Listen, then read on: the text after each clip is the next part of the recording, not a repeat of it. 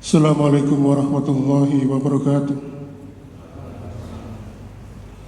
Alhamdulillah. Alhamdulillahilladzi hamdan katsiran thayyiban mubarakan fih kama yuhibbu rabbuna wa yarda. Asyhadu an la ilaha illallah wahdahu la syarika lah wa asyhadu anna Muhammadan abduhu wa rasuluh. Allahumma salli wa sallim wa barik ala Muhammadin wa ala alihi wa ashabihi wa man tabi'ahum bi ihsanin yaumiddin. Fa ya ibadallah usikum wa nafsi bi taqwallah faqad fazal muttaqun. Qalau ta'ala fi kitabil karim a'udzu billahi samii'il 'alim minas syaitonir rajim. Ya ayyuhalladzina amanu taqullaha haqqa tuqatih wa la tamutunna illa wa antum muslimun. Alhamdulillah,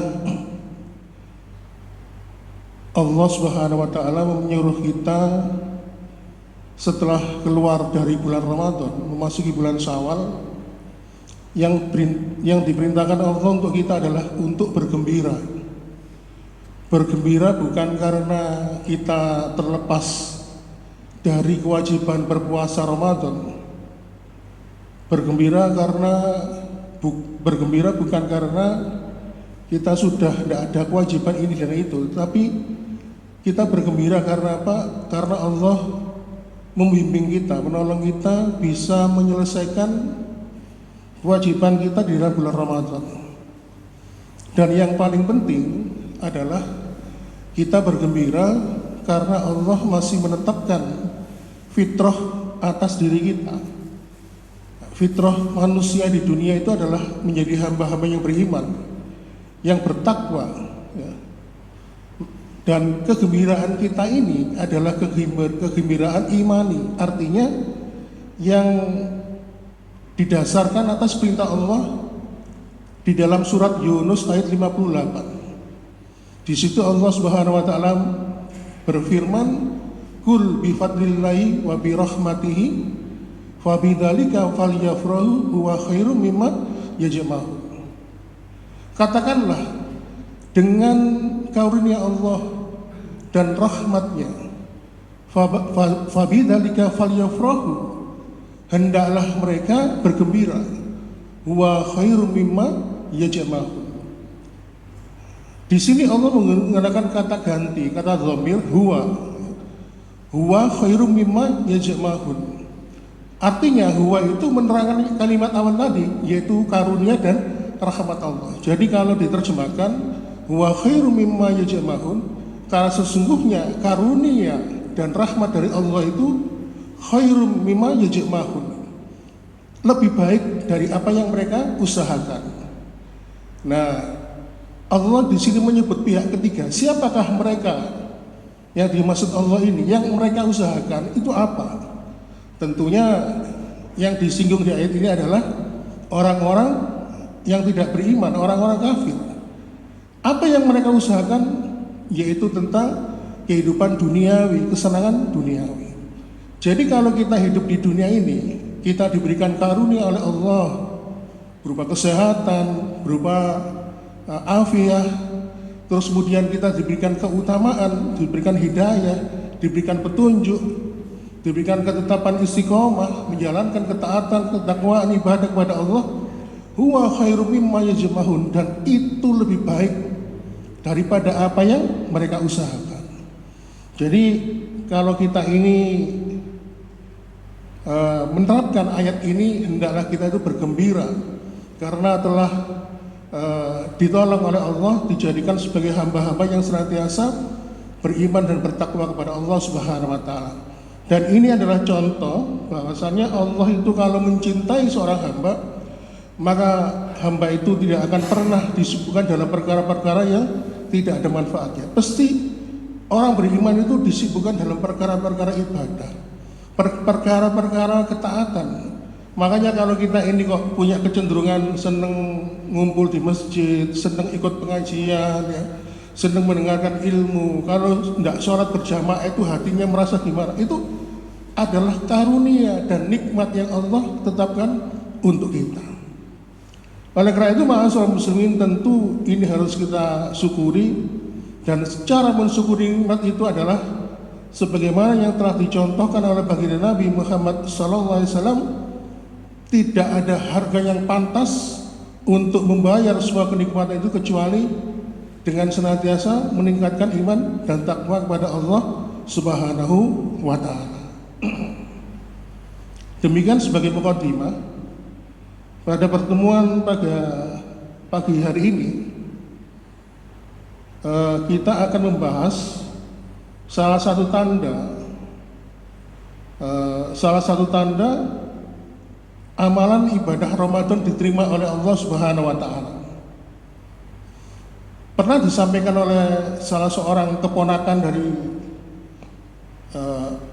Ibunda Aisyah bahwasannya tanda amalan itu diterima sudah disebutkan di dalam Al-Quran, dan ayat ini sering dibaca ketika ngimami sholat, yaitu 3 ayat di dalam surat Al-Lail. Jadi tanda amalan itu diterima disebutkan oleh Allah di sini, fa amman a'ta wattaqa wa saddaqa bil husna fasanuyassiruhu lil yusra. Maka barang siapa yang bertakwa, kemudian dia juga memberikan hartanya, jiwanya ya, di jalan Allah, lalu wasaddaqa bil husna ya, terus kemudian dia membenarkan adanya pahala, balasan dari Allah Subhanahu wa Ta'ala, mengharapkan pahala dari Allah, fasanuyassiruhu lil yusra, maka akan kami mudahkan jalannya menuju kebahagiaan. Sehingga akhirnya para ulama ini memberikan sebuah kaidah ya, tanda amalan itu diterima. Para ulama itu memberikan kaidah begini, innamil jazail hasanah al hasanatu ba'daha. Apabila Allah itu menerima amalan seorang hamba, maka orang itu akan disibukkan pada amalan-amalan berikutnya. Jadi kalau misalnya di bulan Ramadan kita kemarin berpuasa, karena tanda orang itu amalan Ramadannya diterima, maka orang itu akan disibukkan dengan amalan berikutnya, menambah jumlah bilangan 6 hari puasa di bulan Syawal. Karena punya kebiasaan puasa, kok gak enak sih kalau tidak puasa, mungkin ditambah Senin Kemis ya. Atau mungkin 3 hari setiap bulan. Atau puasa sunnah yang puncaknya paling tinggi, yang paling dicintai oleh Allah adalah puasa Daud, sehari puasa sehari tidak. Nah, kalau orang itu puasanya diterima oleh Allah di dalam bulan Ramadan, pasti di bulan-bulan berikutnya dia akan suka melakukan amalan-amalan ibadah puasa. Kalau seseorang itu di dalam bulan Ramadan punya kegemaran, kebiasaan membaca Al-Quran, karena memang Ramadan itu bulan Al-Quran, maka salah satu tandanya setelah melewati bulan Ramadan menuju 11 bulan lainnya, kebiasaan ini tidak hilang, malah punya kurikulum, punya target, harus berapa lembar ini yang harus dibaca. Termasuk kebiasaan qiyamul lail 30 hari selama bulan Ramadan tidak akan putus dengan kepergian bulan Ramadan. Dia tetap istiqomah sholat malam walaupun bukan di bulan Ramadan. Punya kebiasaan apa? Sedekah. Sedekah itu akan terus berjalan. Maka salah satu tanda ya, bahwasannya amalan itu diterima adalah kita akan disibukkan dengan amalan-amalan berikutnya. Makanya ma'asyiral muslimin, Allah Subhanahu wa Ta'ala itu memberikan permisalan, memberikan perumpamaan yang baik. Pertanda amalan itu diterima disebutkan di dalam surat Ibrahim, mulai dari ayat 24, 25, 26. Di situ Allah memberikan permisalan seperti pohon yang menjulang tinggi sampai ke langit dan akarnya menghujam sampai dasar bumi. Di situ Allah Subhanahu wa Ta'ala berfirman, saya bacakan terjemahnya. Tidakkah kamu memperhatikan bagaimana Allah membuat perumpamaan kalimat yang baik seperti pohon yang baik, akarnya kuat, cabangnya menjulang ke langit, pohon itu menghasilkan buahnya pada setiap waktu dengan seizin Tuhannya, dan Allah membuat perumpamaan itu untuk manusia agar mereka selalu ingat. Dan perumpamaan kalimat yang buruk seperti pohon yang buruk yang telah dicabut akar-akarnya dari permukaan bumi, dia tidak dapat tegak sedikit pun berdiri. Jadi gara-gara ayat ini, salah seorang ulama yang bernama Imam Malik pernah mengatakan, aku tidak butuh amalanku yang banyak, aku hanya satu saja, butuh satu amalan yang diterima oleh Allah Subhanahu wa Ta'ala, karena amalan itu bisa abadi, seperti pohon yang menjulang tinggi akarnya sampai menghujam ke bawah bumi, dan amalan yang diterima oleh Allah itu adalah amalan-amalan yang abadi. Oleh karena itu, ma'asyiral muslimin, otomatis kita harus membahas bahasan kebalikannya. Kalau dalam bahasa itu namanya mahbumum mukhalafahnya, pemahaman terbaliknya. Kalau tadi itu pembahasan tentang amalan itu bagaimana diterima oleh Allah, sekarang kita akan mendatangkan dalil-dalilnya bahwasannya amal itu tidak mudah diterima oleh Allah.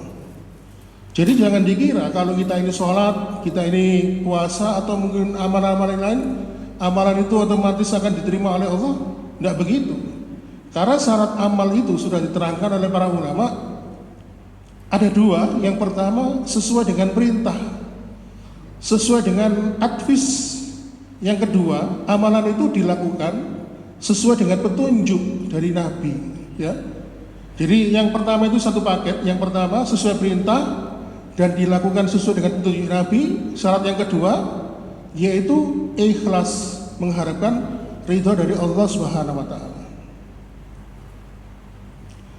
Di dalam surat Al-Kahfi ayat 103 sampai 104 disebutkan di sini oleh Allah Subhanahu wa Ta'ala, Qul hal nunabbi'ukum bil aksarina amala. Katakan Muhammad, apakah perlu kami beritahukan kepadamu tentang orang yang paling rugi perbuatannya? Alladzina dhalla sa'yuhum fil hayatid dunya wa hum yahsabunna annahum yusinuna sun'a. Yaitu orang-orang yang sia-sia perbuatannya dalam kehidupan dunia, sedangkan mereka mengira telah berbuat baik.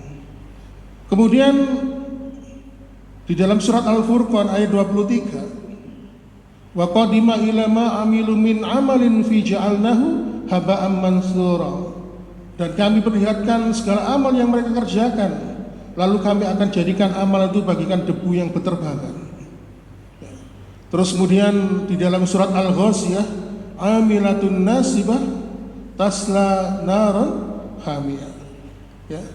Waktu itu ada orang kafir, Umar bin Khattab melihat ada orang kafir, mereka memandu salib, ya, karena baru tiba di daerah penaklukan yang ditaklukkan kaum muslimin.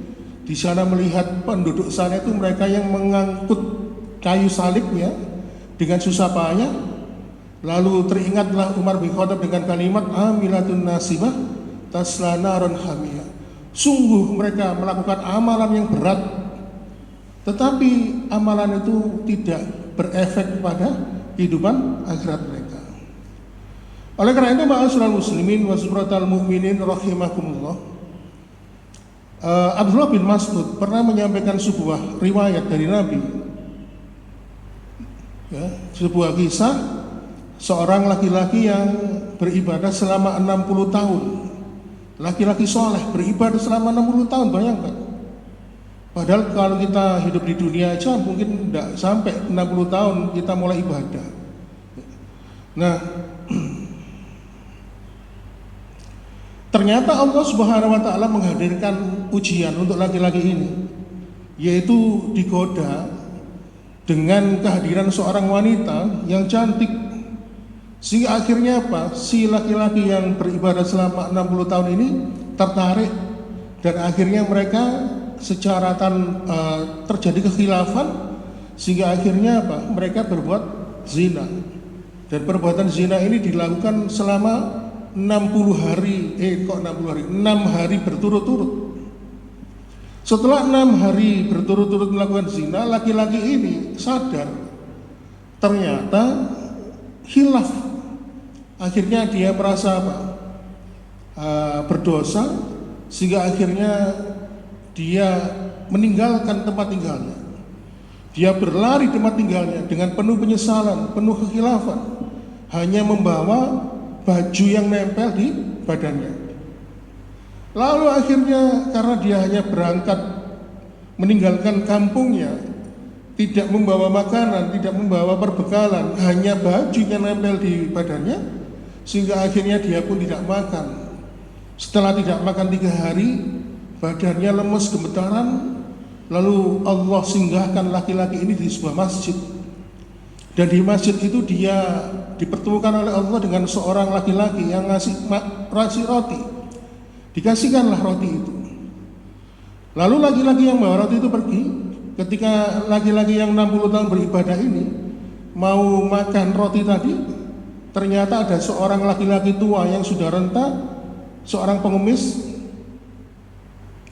dengan gemetaran mengatakan, saya sudah tidak makan selama 3 hari.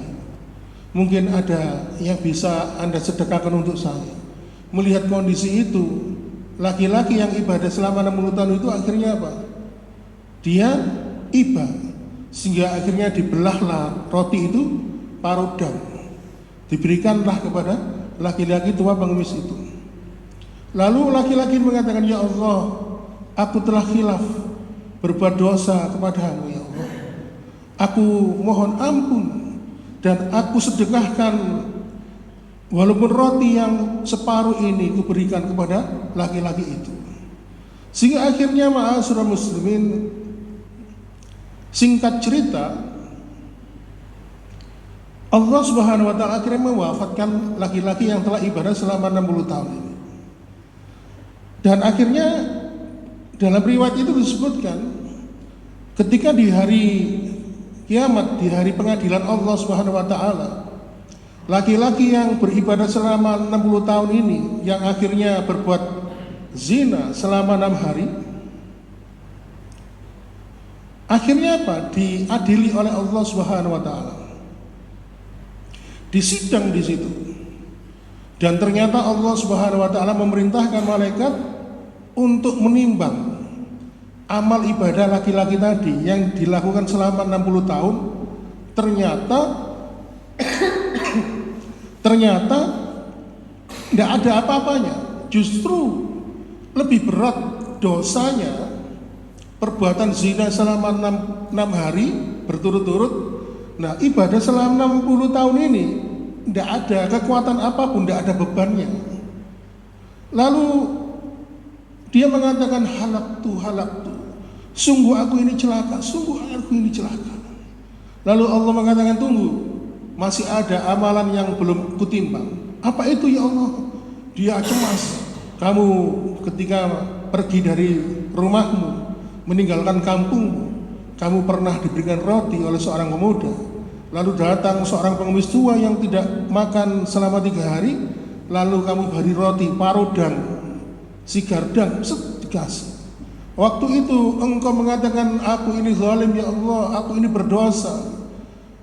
Dengan penuh hina, dengan penuh rendah diri, kau merendahkan dirimu di hadapanku, kata Allah. Sehingga akhirnya apa? Roti yang kau berikan pada laki-laki pengemis tua tadi, justru pahalanya mampu lebih berat dibandingkan dosa 6 hari berzina, 6 hari berturut-turut, dibandingkan dengan ibadah selama 60 tahun selama hidupnya. Akhirnya ma'asyiral muslimin, para ulama pun memberikan penafsiran bahwasannya ternyata 60 tahun selama beribadah dalam kehidupan si laki-laki itu, ternyata ibadahnya dipenuhi dengan riya, dipenuhi dengan ujub, dipenuhi dengan sum'ah.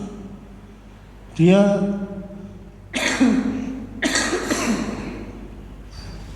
dia bangga menjadi ahli masjid. Dia bangga menjadi ahli ibadah, memandang rendah orang lain. Saya pernah waktu awal-awal dulu masuk Mojokerto tahun 95 itu, saya kan pernah kos ya. Tetangga sebelah saya itu memang orangnya alim, tapi kalau ngelokno wong itu enak, kok gak tau sembahyang ngene iki apa nih. Saya jadi teringat di sini. Ya, mudah-mudahan kita dihindarkan dari seperti itu. Nah, kalau ibadah kita ini dipenuhi dengan kebanggaan, maka ibadah itu tidak akan pernah diterima oleh Allah Subhanahu wa taala. Tetapi ketika laki-laki tadi yang beribadah selama 60 tahun, dia menyesal dengan perbuatannya dengan berzina selama 6 hari, lalu kemudian dia bersedekah sepotong roti dengan penuh hina, penyesalan, minta ampun kepada Allah Subhanahu wa taala, justru amalan memberikan roti yang separuh tadi justru yang mampu menyelamatkan kehidupan akhiratnya. Artinya apa? Amal ibadah itu harus disertai dengan kerendahan hati dan kerendahan diri, Pak. Apa bedanya rendah diri dan rendah hati itu, Pak? Pertama, kita merasa bahwasannya iman dan ketakwaan kita itu hanya karunia dari Allah Subhanahu wa taala. Kita tidak pernah milih kita lahir dari ibu siapa. Kita juga tidak pernah meminta kita lahir di dunia ini agamanya nanti apa. Kita juga tidak tahu kita nanti matinya dalam keadaan apa. Kalau kita melihat di luar sana, Pak, banyak sekali orang yang mati, banyak orang yang lahir dalam keadaan tidak Islam, sampai mati pun juga tidak Islam. Banyak orang yang lahir, ya, seperti saudaranya Buya Hamka itu, ya, ada loh saudaranya Buya Hamka. Jangan tahu kan Buya Hamka, saudaranya, saudara kandung, adiknya. Akhirnya apa? Endingnya meninggal dalam keadaan murtad. Karena apa? Dia ganti profesi menjadi seorang pendeta. Saya lupa namanya. Saya seminggu yang lalu baca kisahnya. Tinggal di Amerika Serikat dan jadi pendeta. Bayangkan, sak talangan tapi beda. Gitu. Ada juga orang yang lahir dalam keadaan Islam, ya, tetapi mati dalam keadaan kekafiran. Kita tidak pernah menduga. Oleh karena itu kita harus merasa rendah diri di hadapan Allah Subhanahu wa taala. Dan sering harus minta ya muqallibal qulub, sabit qalbi ala dinik. Ya Allah yang membolak-balikan hati, teguhkanlah hati kami kepada agama. Oleh karena itu ma'asyiral muslimin, maka kalau kita ini mau beribadah, ya, kepada Allah Subhanahu wa taala dan ingin amalan itu diterima, maka syaratnya yang pertama mengikuti perintah Allah. Lalu kemudian di perintah Allah itu juga ada contoh pelaksanaan atau sunnah dari Rasulullah. Kemudian syarat yang kedua adalah ikhlas. Ikhlas di sini itu unsurnya ada beberapa hal. Ada rendah hati, ada rendah diri, ya, karena kita hanya mengharapkan pahala balasan dari Allah Subhanahu wa taala. Justru kita merasa bersyukur. Karena apa? Kita diberikan hidayah, kita diberikan petunjuk oleh Allah Subhanahu wa taala. Maka kita merasa beruntung. Kenapa? Karena kita ini dikehendaki oleh Allah yang terpilih mendapatkan risalah itu. Makanya Rasulullah SAW pernah menyampaikan dalam sebuah hadis riwayat Imam Bukhari, waladin nafsu min hadil ummati yahudiyun aw nasraniun summa yamutu walam yu'min billadzi tursila kana min ashabinar. Demi jiwa Muhammad yang berada di tangan genggaman Allah, tidaklah aku ini diutus termasuk kepada mereka kaum Yahudi dan Nasrani. Summa yamutu walam yu'min, tapi apabila mereka mati dalam keadaan tidak beriman dengan apa yang aku sampaikan ini, artinya Islam ini, maka mereka mati dalam kehidupan neraka. Jadi perlu dipahami, umatnya Nabi Muhammad itu ya termasuk pokoknya orang yang lahir setelah kerasulan Nabi Muhammad itu berarti umatnya Nabi Muhammad. Walaupun itu orang Jepang, orang Afrika, orang Amerika, walaupun dia itu beragama ini itu semuanya umat Nabi Muhammad. Cuma mereka tidak beriman dan bertakwa kepada Allah. Makanya sampai-sampai Rasulullah menyampaikan termasuk kepada kaum Yahudi dan Nasrani. Bahkan dalam riwayat yang lain Rasul menyampaikan seandainya Musa masih hidup, Isa masih hidup, mereka lebih berhak mengikuti risalah. Inilah keutamaan mengikuti Rasulullah SAW. Jadi kita kembali pada pembahasan awal, bahwasannya tanda seseorang itu diterima amal ibadahnya oleh Allah Subhanahu wa taala adalah ketika kita ini melanjutkan amal-amal ibadah yang kita lakukan sebelumnya di dalam bulan Ramadan, berkesinambungan, berkelanjutan, dan kita menjadi hamba Allah di setiap saat, di setiap waktu, dan kita tidak menjadi hamba Allah yang hanya terjadi di dalam bulan Ramadan saja. Demikian ma'asyiral muslimin yang dapat kami sampaikan. Mudah-mudahan bisa memberikan semangat untuk diri kita. Mudah-mudahan pertemuan pagi hari ini bisa memberikan manfaat. Mohon maaf bila ada kekurangan. Saya akhiri, subhanakallahumma wa bihamdika asyhadu an la ilaha illa anta astaghfiruka wa atubu ilaik. Wassalamualaikum warahmatullahi wabarakatuh.